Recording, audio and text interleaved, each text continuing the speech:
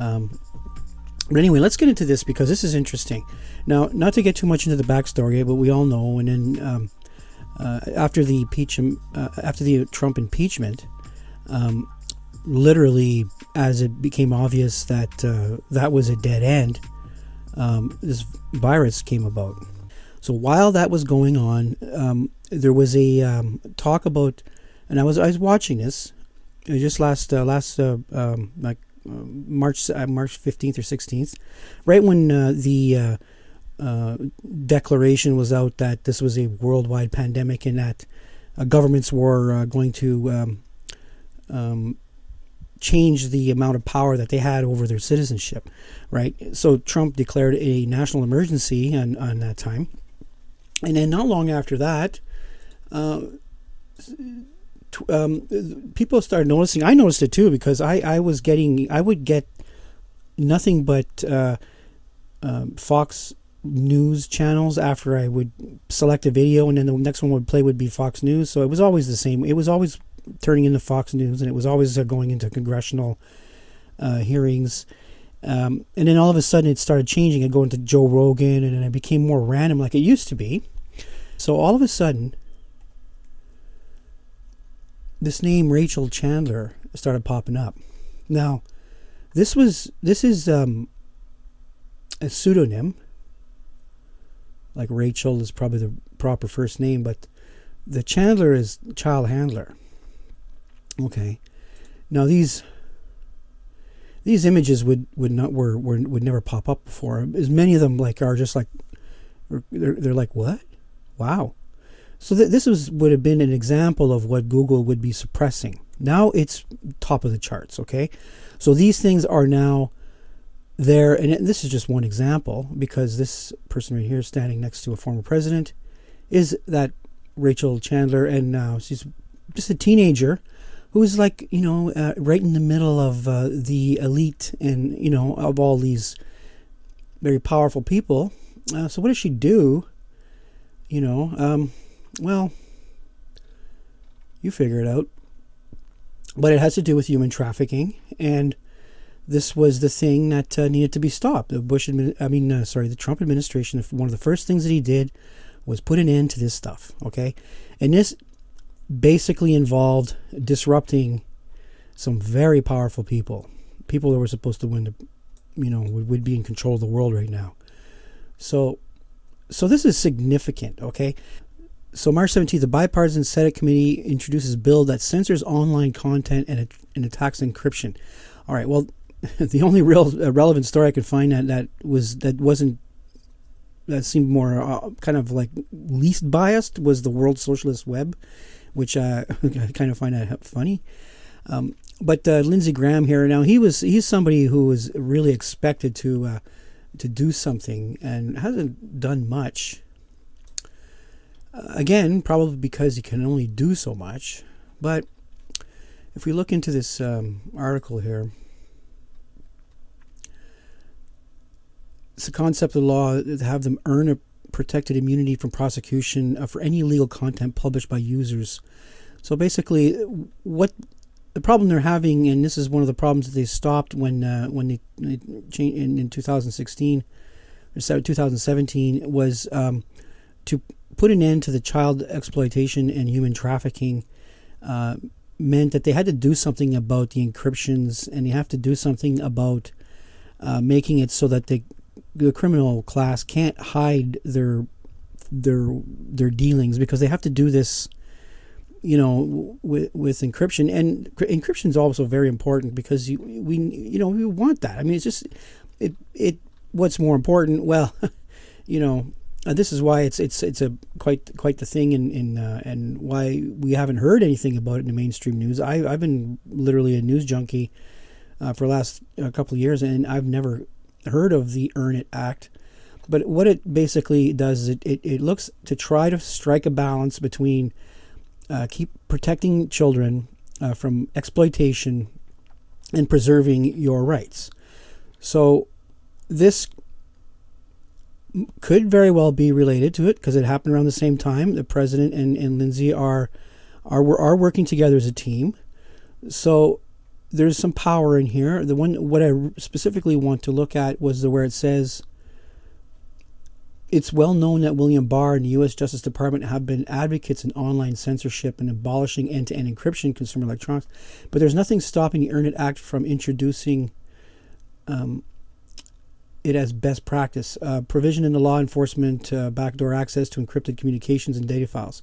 Those firms which refuse to comply would then have their Section 230 protections eliminated. So it's trying to strike a balance. So, okay, you can have these protections because we realize that, they're not necessarily at fault for what the content that's on there, especially with the encryption, because nobody gets to see it. Even the companies that host it, they don't get to see it. It's just a jumble of letters and numbers. It's encrypted, right? So they're trying to figure out a way to get around that. And they're saying, well, if you do a good job of making sure this stuff doesn't end up on your website, then you've earned your protection, is this thing what they're saying.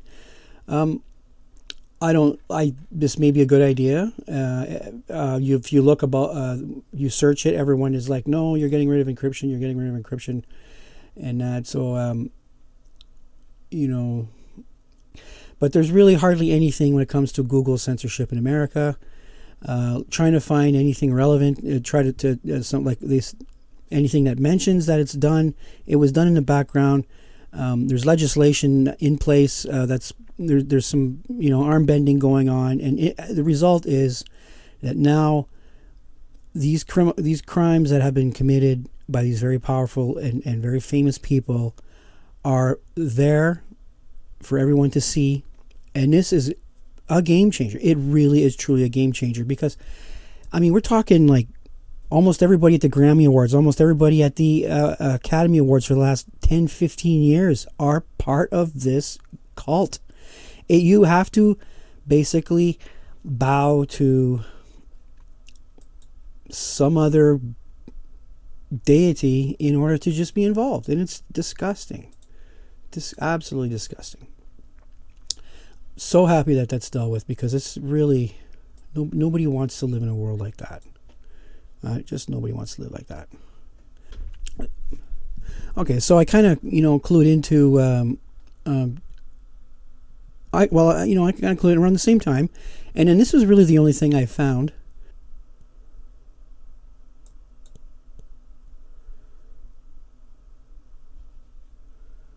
Okay, so here it says, it all makes sense now. They declared a national state of emergency. Trump said, I have the powers in a national emergency that a lot of people don't even know about. Google is the largest go-to source of information. It makes up at least 70% of all search traffic. So when Trump said we have 1,700 engineers working on the site and Google had apparently heard no such thing, I think that they learned that Google was being taken over at that same time that we learned it. He's going to make a move. And by the way, removing the censorship algorithm would not be pertinent in any situation except for massive disclosure of the storm. I take this as further confirmation that this is the storm. If they were just seizing it to help us deal with the virus, and then from an information standpoint, there would be no reason to mess with the algo in such an extent that information regarding adrenochrome and all these other things wouldn't be relevant to a virus, which means none of this is really about a virus. Just food for thought. Yeah. Can we turn around and say that the virus was a cover for going after these criminals? No, but I think it was basically knowledge that, well, I have been granted special powers to deal with this virus, meaning that he can, the president can, set up hospitals in towns and provide emergency services that he would normally not be, because he would be interfering, and the states have their rights and so on. But now with these powers, he is able to do things that he would not ordinarily be able to do, including take and seize assets from private businesses. He did order GM to start manufacturing ventilators. He did order 3M to cancel orders and give us face masks. And he probably, very likely, ordered Google to take off this censorship and stop protecting these people, or we're going to take over your company. And Thank you. This is now I wasn't making videos because I had done a couple of videos in the where I would just talk about things that were relevant to me at the time with my hometown, and all of a sudden my account gets shadow banned and I lose my account, and then I got to go and get it back, and it's because I said something that I wasn't supposed to say, but I was talking about something that happened to me, and I didn't, so I had run into this problem before and didn't like it at all. I said, well, why do I have to watch my words? And then everybody has to do the same thing with the content creators. I have to be very careful. They can't even mention the name of the virus, otherwise their videos will be demonetized and taken down. All that stuff is just it goes back into the problem with dividing and conquering, and the Marxism that I talked about in the previous video. Well, this was it's affecting everyone's life. And why are they doing that? Well, for two reasons, I guess. There's China, they want in on the market, and China insists on censoring information. So before, 4 or 5 years ago, I suppose, there was none of this stuff. Google was a free for all, but at the same time, you didn't see images like that because they just didn't get to. Maybe they weren't released, or maybe they were. So who knows? But it wasn't affecting the normal people. Okay, like it is now, because now that they've gone to and Google enters the Chinese market. It's not like they have a Chinese version of Google and a North American version of Google with our freedoms. No, they basically gave us the Chinese version of Google with limits on your freedom and disincentives to talk about this subjects and incentives to talk about other subjects. Okay, so it became obvious that the bias had set in, and it became very political at the same time because they were censoring politicians, and they were censoring speech and really involving themselves into things that we don't want Google to be involved with. So there was another thing I wanted to talk about here. Okay, so this Q thing,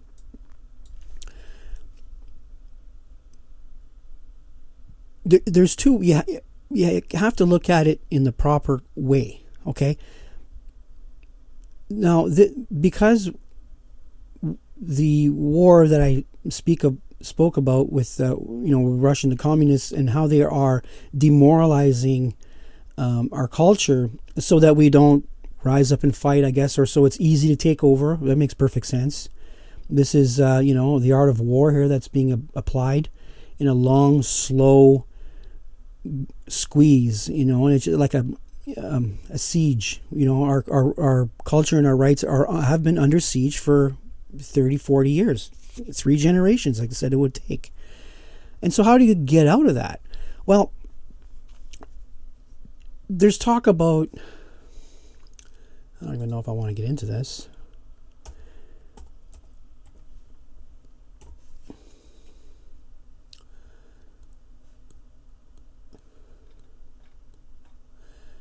I really don't know that much about it. I mean, only when it becomes relevant do I even look at this stuff.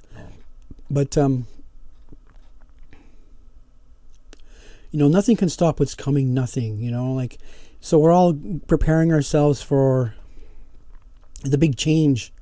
But in some of these Q drops, which requires you to use logical thinking, they ask questions, and you have to put together the clues, and there has to have a level of intelligence in order to understand what's going on. So basically, it is kind of like, is it military? Oh yeah. Is it coming from the White House? Yeah, I would say it is, because there's proofs, and the proofs are hard to deny.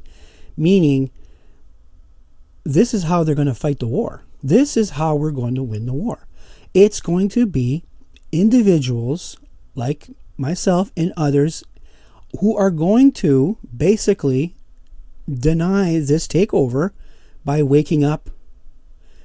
Now that this censorship business is over, we can talk about it, and the videos will stay up. They won't be taken down. Or will they? Well, let's see. If if this is a victory for our culture, then this video and others like it that are going to talk about this kind of stuff and solve these problems and put an end to the crying, lying garbage that we've been hearing for the last 3 years, because they're encouraged and allowed to talk. So the war is basically now, the college and university educated people that have been indoctrinated into Marxism. I mean, they're all over the place. They're crying. They hate Trump.